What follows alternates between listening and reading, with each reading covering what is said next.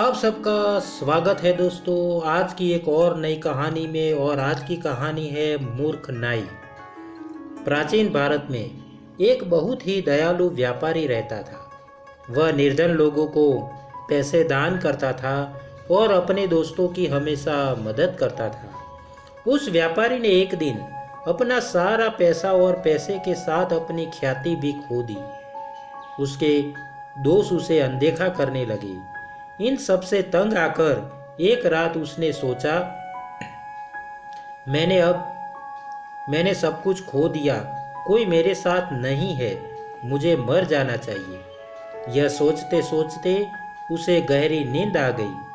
सोते हुए उसने एक सपना देखा। सपने में एक भिक्षुक ने उसे कहा, कल मैं तुम्हारे द्वार पर आऊंगा, तुम्हें मेरे सिर पर लाठी से चोट करनी होगी, मैं सोने की मूर्ति में बदल जाऊंगा। लगभग सुबह हो चुकी थी। व्यापारी जागा और सपने के बारे में सोचने लगा। फिर कुछ समय के बाद एक भिक्षुक ने घर के दरवाजे पर दस्तक दी। व्यापारी ने भिक्षुक को अंदर बुलाया।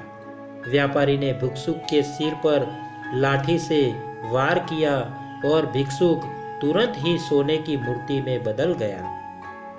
पास से ही एक नाई गुजर रहा था। उसने यह सब देख लिया। लालची नाई ने व्यापारी की नकल करने का फैसला किया।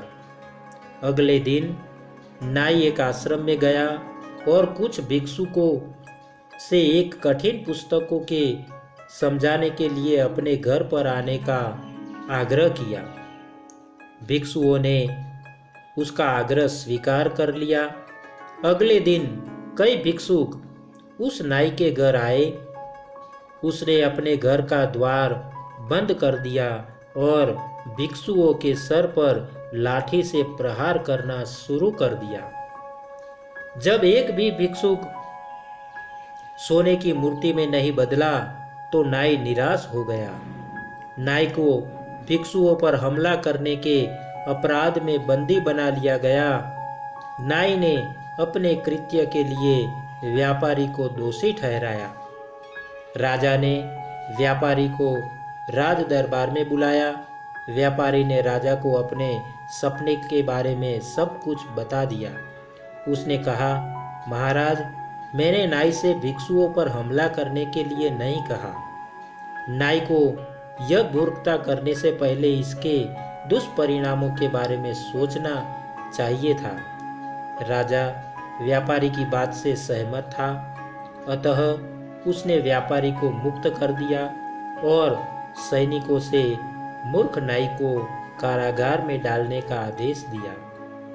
तो दोस्तों, यह कहानी से हमें यह नैतिक शिक्षा मिलती है कि बिना सोचे समझे कोई भी कार्य नहीं करना चाहिए। तो दोस्तों, आशा करता हूँ कि आपको यह कहानी अच्छी लगी होगी। और हाँ, अगर आपको यह कहानी अच्छी लगी है तो एक लाइक और एक शेयर ज़रूर करना दोस्तों। और हाँ दोस्तों, चैनल को सब्सक्राइब करना मत भूलना। आपके प्यार को इसी तरह देते रहना, क्योंकि हम आपके लिए इसी तरह की अच्छी और मनपसंद कहानियाँ लाते रहे। तो दोस्तों, आज के लिए इतना ही। फिर मिलेंगे एक और कहानी के साथ। तब तक के लिए आप सबको हमारा धन्यवाद। जय हिंद।